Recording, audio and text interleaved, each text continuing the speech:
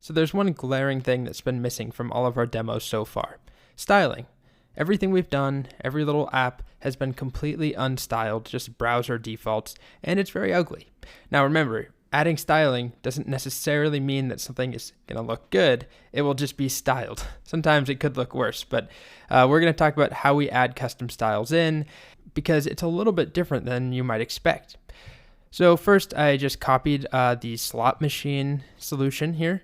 So if we take a look at what we have right now, this is it.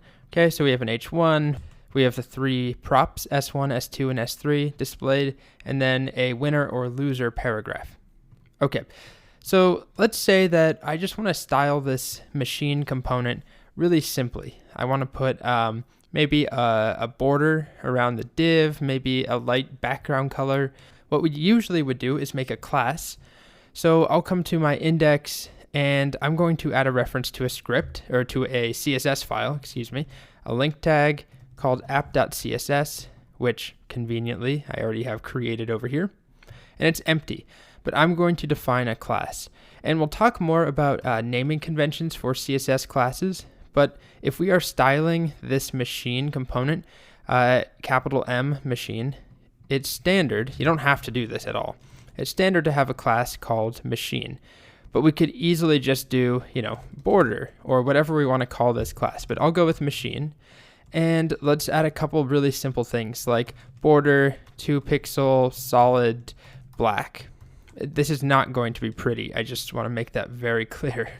And let's do a background maybe of, let's do light blue. Just to make sure we see something. Okay, so we have that done. We made sure to include the link to that style sheet. Now, in our machine component, normally all we would do is this, class equals machine. That's regular HTML, and it seems like that should work. And if we go over to take a look, it appears to be working. It actually is working. But if we open the console, I have this warning, invalid DOM property class. Did you mean class name? So this is a warning, but basically what it's saying is don't use class. Use something called class name. This is the React replacement for class, the JSX replacement. Because class on its own, right, is a reserved word. There's fears that it could cause problems, there could be conflicts. You just want to avoid using class, so we use class name. Now if we save and go back, we get the exact same output over here, the same thing rendered, but we don't have that warning anymore. And while I have your attention here, one other attribute you should know about that is slightly changed is on a label. There's an attribute called for, and usually it doesn't matter, but let's say you set it to some like text input or something. Okay, so this is how you associate a label with an input. We'll talk about it when we get to forms, but if I save and go over here, open my console, once again, invalid DOM property for. Did you mean HTML4? Yes. So just like earlier with class and class name, for is a keyword in JavaScript, right? In a for loop. So instead, what we use is HTML4 like this. And now if we go back, we don't have that error. Okay, but that's not really the point of this video. I just wanted to put it in here. There's not really a good place to discuss it. So we use class name instead of class.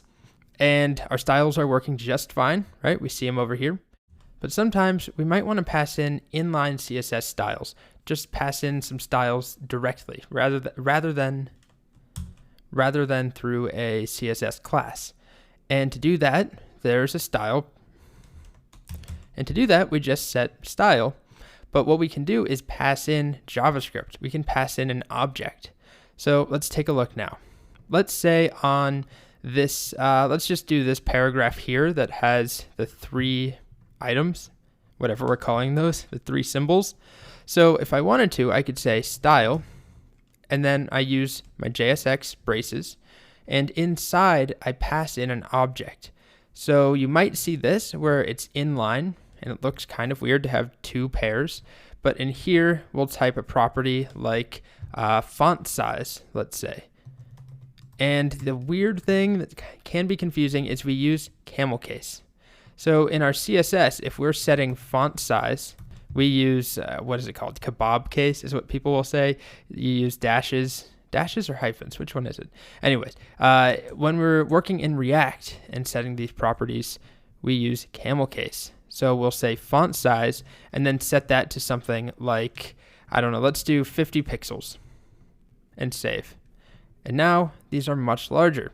The whole thing is still just grotesquely hideous, but that's not the point. We'll be working with CSS frameworks to help us out later, things like Bootstrap and Semantic UI. So we can pass in multiple values or multiple properties, key value pairs, like let's also set a different, this is going to be so ugly. Let's do a different background color here. Okay, and it's camel cased once again. And let's do purple. That's a great color. There we go.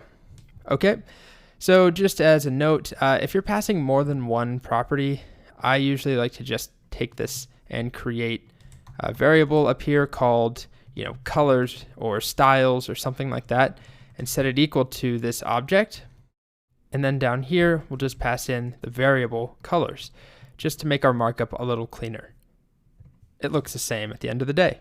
One other important point around styling React apps has to do with dynamic or conditional styles. So for example, this component, our machine component, maybe we want it to display this text green if it's a winner and display it red if it's a loser. Or maybe the background is what we want to change. I mean, there's a lot of options, but just to show you how we would do that, or at least one way of doing it, we can use the ternary operator. Just like we did to display winner or loser as text, we can do the same thing to assign a class. Or you could build your style object up here conditionally and pass it in. There's multiple options. So let's say this paragraph, I want to either assign it a class of winner or loser. So let's say that I go to my app CSS and I define a class called winner. And the convention we should follow, it looks like this, where we do machine-winner, machine-loser, but let's ignore that for now just to keep it shorter. So let's do win, and win will just have a color of green, and that's it for now. Maybe, we'll just do color of green, and lose will have a color of red. Actually, I changed my mind. I made them both white text with a green background for win and a red background for lose. Okay, so if we come back to our component, we can then add class name, and then it's going to be another ternary operator like we have here. So we would type class name is going to be determined based off of the value of winner. So is winner true? If it is, then class name will be win. Otherwise, it will be lose. And save. Now this gets kind of unruly and long in my opinion, so I would probably break this up just onto separate lines. Something like that. Okay, so let's test it out. Okay, it looks like we have a winner. Now let's try a loser. So come back to our app. Let's just make a second slot, and this one will have a different emoji. Let's go with the orange. So it shouldn't win. And indeed, we have our red styles. So hideous, I know, but at least we're getting some dynamic content. This component now not only displays different text, but it displays different styles depending on at least one condition. So this is something we'll revisit, but this is the foundation, the two ways we can style things. One option is to go and build an object or do it inline, but pass it in to style. The other option is to define classes that you toggle on and off using class name. Remember, not class, but class name. Okay. Moving on, that's styling.